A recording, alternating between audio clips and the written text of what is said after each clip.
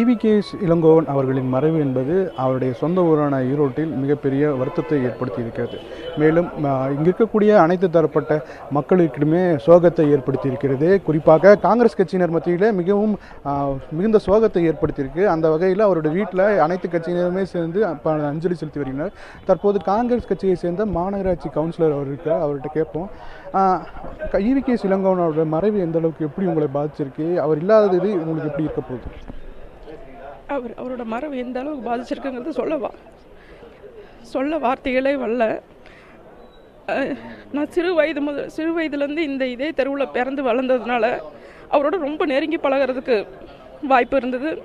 2 தடவை அவங்க குடும்பத்தில் ஒருத்தராக தான் நாங்கள் பழகிட்டு வரோம். 2 முறை எனக்கு இந்த லேடிஸ் வார்டு ஆனதப்போ 2 முறை அவர் எனக்கு சப்போர்ட் பண்ணி சீட்டு கொடுத்து ஜெயிக்க வச்சார். எப்போவுமே என்னை இங்கே வீட்டுக்குள்ளே வரும்போதே என்னை பார்த்தா என்னோட அன்பு மகள்னு எல்லா இடத்துலையும் சொல்லி ரொம்ப பிரியமாக பேசுவார்.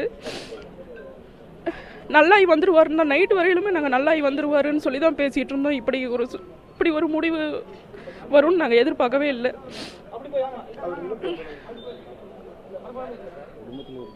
குடும்பத்தில் ஒருத்தர் என்னுடைய கேட்டதுலேருந்தே எங்கள் அப்பா இறந்த மாதிரியா அப்படி ஒரு சோகம் தான் எனக்கு வந்தது.